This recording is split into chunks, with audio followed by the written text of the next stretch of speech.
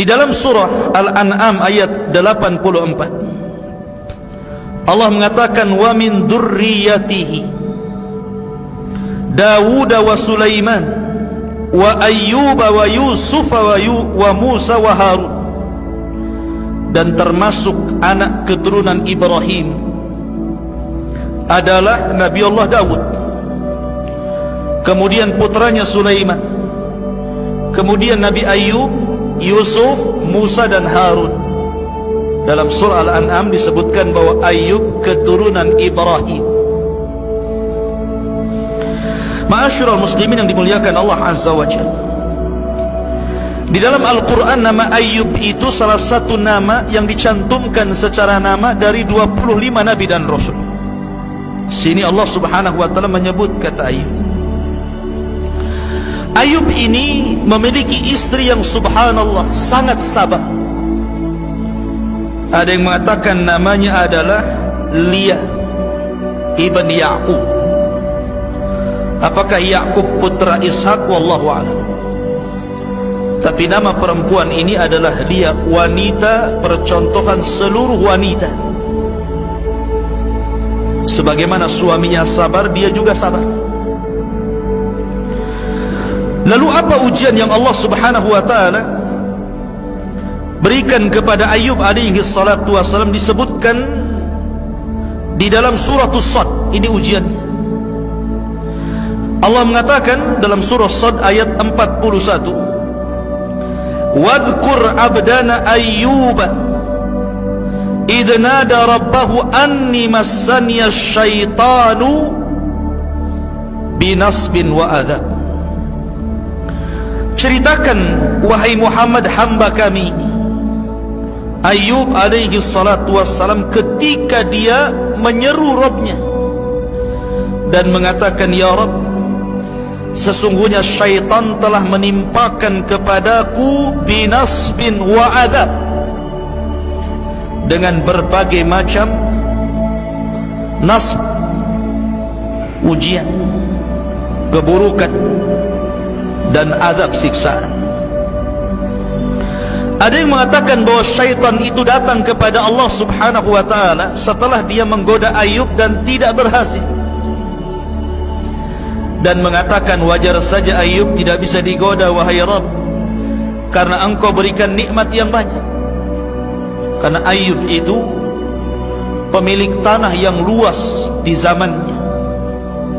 Di desanya itu dia orang kaya, kebunnya luas, ternaknya banyak, emasnya melimpah, kaya raya, dan memiliki 14 anak, semua laki-laki dan sukses, dan memiliki wanita yang sangat sabar, pembantu-pembantu, pokoknya nikmat yang luar biasa.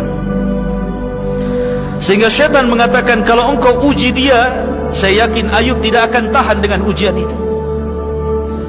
Tetapi Allah subhanahu wa ta'ala mensifati Ayyub dengan kesabaran. Ayyub itu orang sabar. Olehlah Allah subhanahu wa ta'ala menguji Ayyub dengan cara pertama, menghilangkan seluruh kekayaannya. Panennya gagal, ternaknya kemudian mati, emasnya habis, bangkrut dia. Ma'asyiral muslimin yang dimuliakan, kalau ini terjadi kepada manusia biasa, kepada kita, anda, saya dan yang lainnya, orang kaya tiba-tiba bangkrut, kira-kira apa yang terjadi? Kalau tidak gila mendadak, gantung diri. Tapi Ayyub itu abdun saleh, abdun sabir, hamba yang saleh dan sabar. Sabar dia. Inna lillahi wa inna ilaihi raji'un. Semua toh milik Allah, kembali kepada Allah. Zuhud, kekayaannya bukan dalam hati, kekayaannya di tangan, sehingga kalau menghilangkan kekayaannya, hatinya tetap kepada Allah subhanahu wa ta'ala. Kemudian setelah itu Allah uji lagi. Tiba-tiba kemudian seluruh putra-putranya meninggal dunia. Ada yang mengatakan dalam cerita Israiliyat, wallahu a'lam, bahwa syaitan itu menjelma orang, kemudian pura-pura mengundang putra-putra Ayub untuk makan-makan di rumahnya. Semua diundang.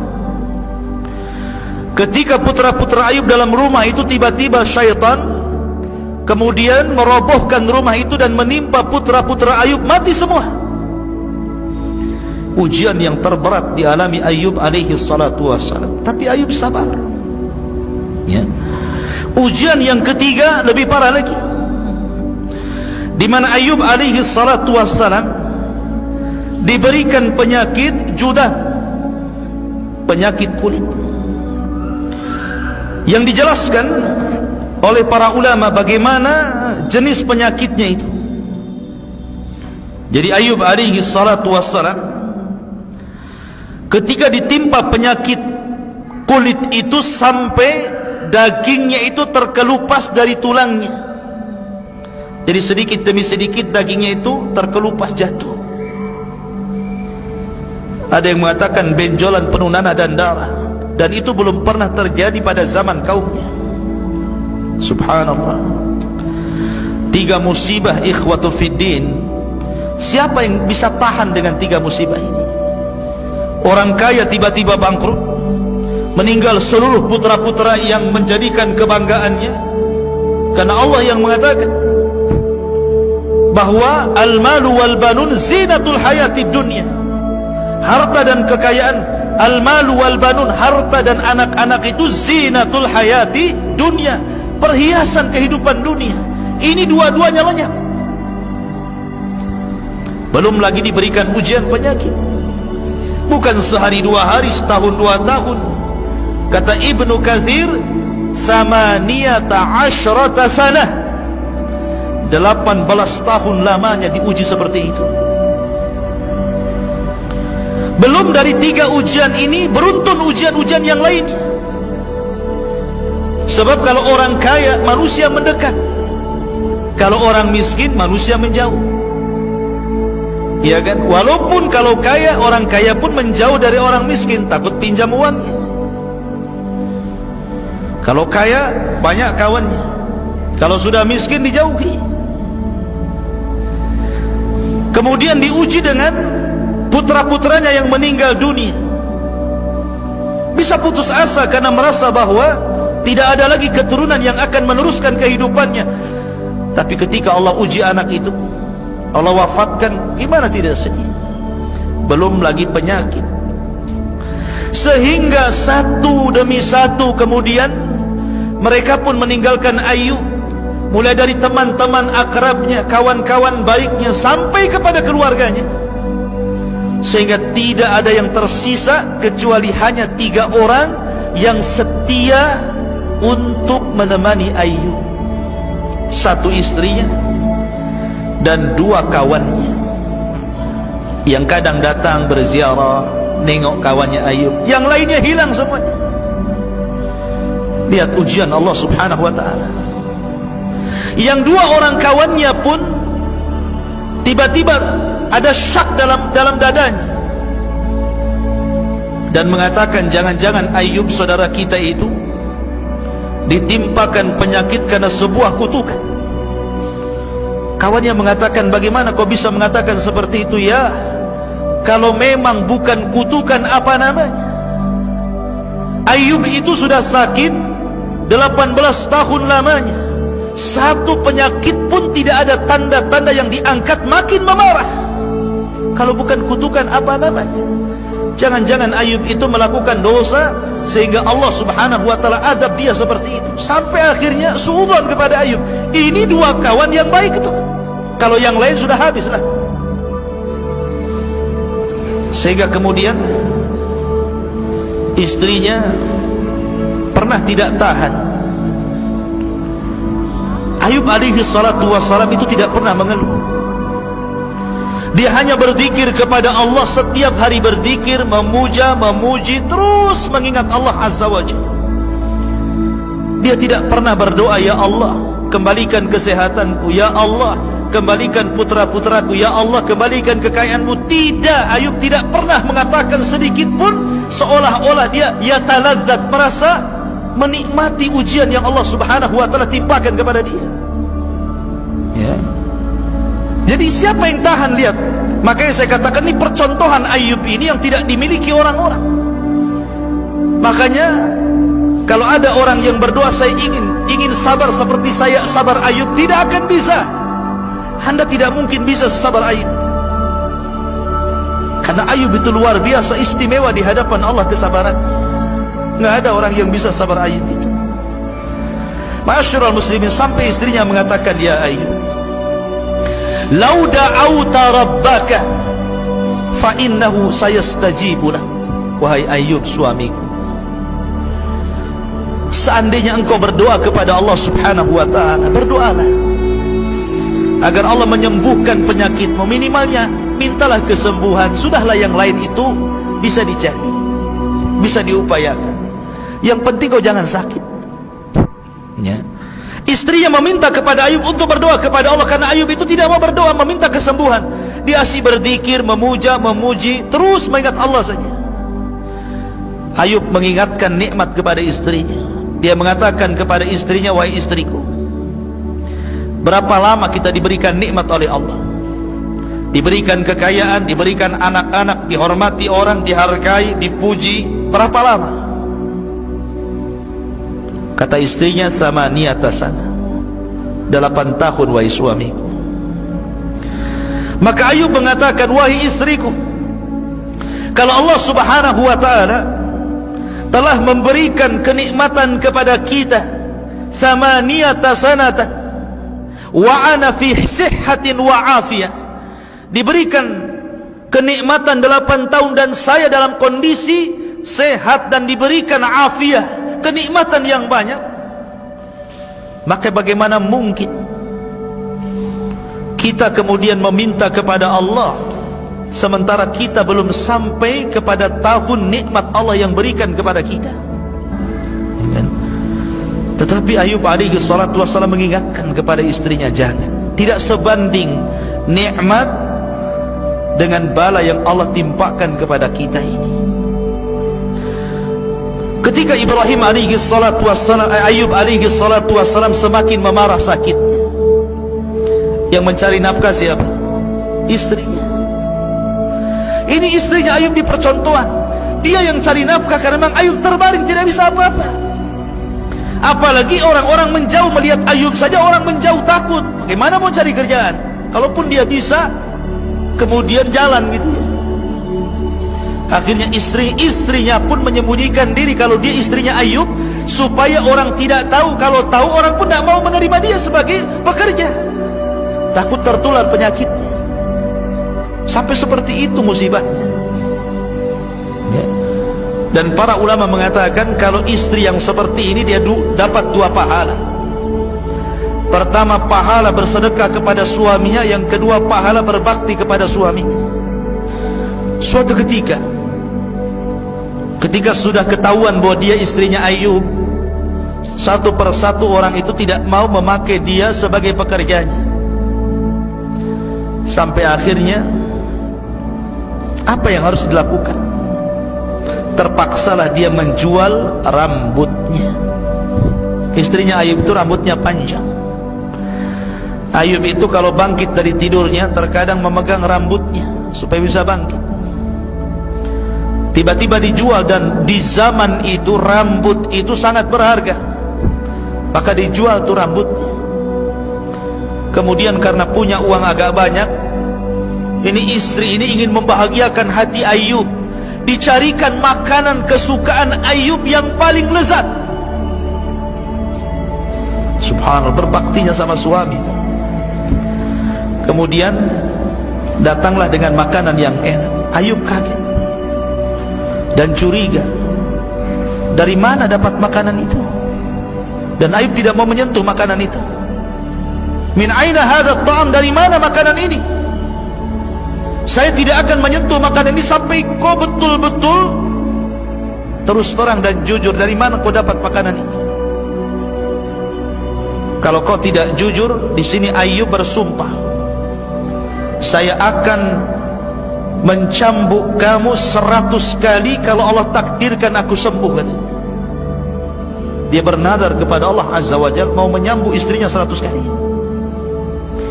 Akhirnya kemudian istrinya ngaku dia buka jilbabnya sambil menangis, kemudian diperlihatkan rambutnya yang dipotong dan dijual.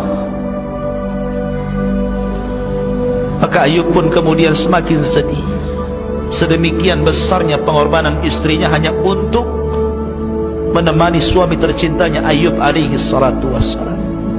Akhirnya kemudian Ayub alaihi salatu wassalam mendengar perbincangan dua kawannya yang seolah-olah ada keraguan-raguan jangan-jangan dia melakukan sebuah perbuatan yang dilarang oleh Allah subhanahu wa ta'ala, kemudian mendapatkan kutukan yang tidak diberikan kepada umat di zaman.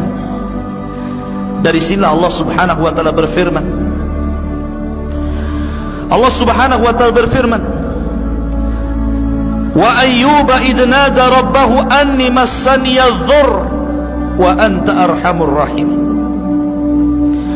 Dan ingatlah ketika Ayub berdoa kepada Allah, kemudian mengatakan anni massaniya dhur wa anta arhamur rahimin. Sesungguhnya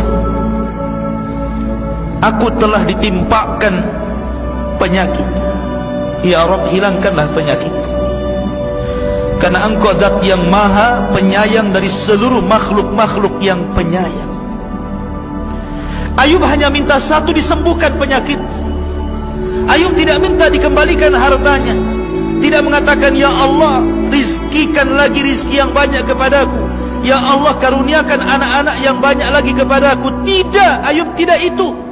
Ayub hanya minta kesehatan. Ayub hanya minta itu saja. Sebagaimana ayat yang tadi saya baca, wadhkur abdana Ayyub idh nada rabbahu anni massaniya syaitan bi nasbin wa adab. Dan ingatlah ketika Ayub kemudian berdoa kepada Rabbnya, sesungguhnya syaitan telah menimpakan kepadaku dengan berbagai macam bencana dan siksa. Maka kemudian setelah 18 tahun lamanya, Ayub hanya memuji Allah, berdoa, berzikir, mengingat Allah. Dia tidak minta kesembuhan, dia tetap sabar. Akhirnya dia berdoa kepada Allah setelah 18 tahun lamanya, minta kesembuhan. Maka Allah pun mengatakan fastajabna lahu fakashafna ma bihi min durrin. Maka kami ijabah doanya Ayub dan kami pun angkat seluruh penyakitnya. Bagaimana caranya? Allah berfirman, uduk urkud birijlika hada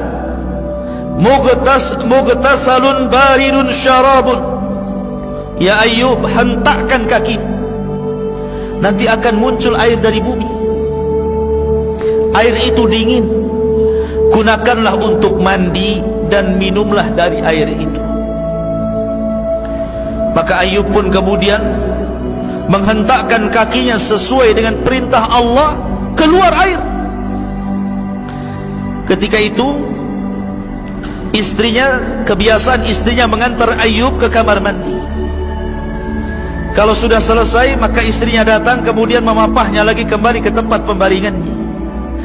Ketika itu istrinya lupa, sudah mengantar kemudian dia pergi, sehingga dia lupa. Harusnya ini sudah waktunya Ayub selesai dan diantar lagi. Rupanya Ayub diperintahkan Allah untuk menghentakkan kakinya, keluar air dari tanah. Kemudian Ayub pun mandi dari situ. Ketika dia mandi, seluruh penyakitnya hilang. Subhanallah, biiznillah, dengan izin Allah subhanahu wa ta'ala, penyakitnya hilang. Itu penyakit badan itu. Kemudian dia meminum air itu, maka seluruh penyakit dalamnya juga hilang. Penyakit dohirnya hilang, penyakit batinnya juga hilang. Subhanallah, kuasa Allah subhanahu wa ta'ala. Dan Allah subhanahu wa ta'ala memberikan kepada Ayub badan yang sangat-sangat tampan dikembalikan sebagaimana ketika Allah belum memberikan ujian kepadanya. Balik lagi muda, balik lagi sehat, balik lagi kekar. Sehingga istrinya datang, lupa dia mau jemput suaminya. Rupanya dia berpapasan dengan anak muda dan mengatakan, rahimakallah, semoga Allah merahmati kamu. Tidakkah kau melihat suamiku Nabiullah Al-Mubtala, seorang nabi yang Allah uji? Wallahi, demi Allah, aku tidak melihat dirimu kecuali kau persis dengan suamiku dulu di waktu muda. Subhanallah gitu. Katanya Ayub senyum saja Ayub ya. Dia mengatakan, fa ana Ayub, saya ini Ayub. Subhanallah, tanya dia Ayub. Di sini Allah Subhanahu wa taala mengatakan, wa wahabna lahu ahlahu wa mislahu ma'ahu rahmatan minna wa dzikra liulil albab. Maka kami kemudian berikan lagi keluarganya dan yang semisal mereka sebagai rahmat dari kami dan untuk diingat bagi orang-orang yang punya akal. Dalam ayat yang lain, wa atainahu ahlahu wa mislahum ma'ahum rahmatan min indina wa dzikra lil abidin. Dan kami datangkan kembali keluarganya dan yang semisal mereka bersama mereka sebagai rahmat dari sisi kami dan untuk sebagai peringatan bagi hamba-hamba yang senantiasa beribadah kepada Allah Subhanahu wa taala. Ma'asyiral muslimin yang dimuliakan Allah Azza wa Jalla, ada beberapa penafsiran bahwa ketika Allah Subhanahu wa taala mengembalikan putra-putranya, ada yang mengatakan ahyahumullahu bi'ayanihim, artinya Allah hidupkan kembali yang sudah mati itu hidup lagi. Itu satu penafsiran. Penafsiran yang kedua, artinya ajarahu fi man salafa wa awadahu anhum fid dunya badalahum, artinya Allah memberikan balasan dan ganjaran yang besar terhadap kesabaran Ayub yang di waktu diberikan musibah dia tetap bersabar. Karena kesabarannya itu akhirnya Allah ganti lagi, Allah lahirkan dari dia putra-putranya 2 kali lipat daripada anak yang meninggal. Yang tadinya 14, ya 2 kali lipat putranya, banyak lagi ya, hartanya 2 kali lipat lagi. Subhanallah. Ketika kemudian Ayub alaihi salatu wassalam sudah disembuhkan, artinya satu nikmat sudah dikembalikan. Lah Ayub alaihi salatu wassalam ketika itu teringat dengan nazarnya. Nazar apa? Memukul istrinya kan? Dia kan sudah nazar dulu mau pukul istrinya. Maka Allah Subhanahu wa taala menurunkan Al-Quran kepada Nabi sallallahu alaihi wasallam menghabarkan bagaimana Ayub kemudian melaksanakan nazarnya. Apa kata Allah? Wa khudh biyadika dhiksan fadrib bihi wala tahnas inna wajadnahu sabiran ni'mal abdu innahu awwab. Ambillah wahai Ayub seikat rumput, hitung 1, 2 sampai 100 rumput, ikat jadi satu. Pukullah istrimu dengan ikatan rumput itu sekali saja, itu sama dengan 100 kali cambuk. Kemudian setelah itu dijelaskan bagaimana Allah Subhanahu wa taala mengembalikan kekayaan Ayub alaihi salatu wassalam. Dijelaskan dalam sebuah riwayat. Jadi ketika Ayub alaihi salatu wassalam sedang mandi dia, tiba-tiba ada hujan, tapi bukan air. Sebagaimana disebutkan oleh Ibnu Abi Hatim dari hadis Abu Hurairah radhiyallahu an, lamma afallahu Ayyub alaihi salam, ketika Allah memberikan kesembuhan kepada Ayub alaihi salatu wassalam, amtara alaihi jaradan, tiba-tiba belalang jatuh dari langit, hujan belalang. Tapi belalang itu bukan belalang asli, tapi belalang berupa emas.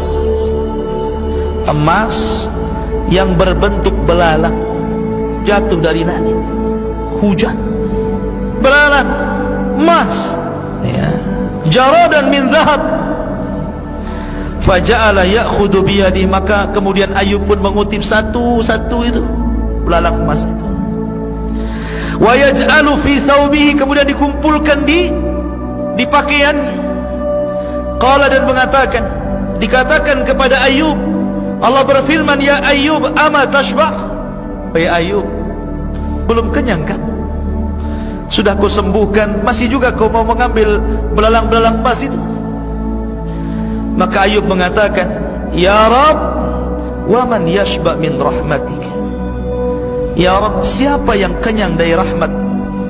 Saya tidak pernah kenyang untuk mendapatkan belas kasih sayang, kasih sayang. Aku tidak akan pernah kenyang untuk terus meminta kasih sayangmu ya Rabb. Akhirnya kemudian dikumpulkan emas-emas itu sampai akhirnya satu lumbung, semuanya emas belalang. Disitulah Allah subhanahu wa ta'ala kembalikan lagi kekayaannya. Dia beli lagi kebun, dia beli lagi ladang. Kemudian orang pun mulai satu persatu mendekat kepada Ayub alaihi salatu wassalam. Maka Ayub dikembalikan semua nikmatnya. Al jaza'u min jinsil amal, balasan itu disesuaikan dengan amalannya.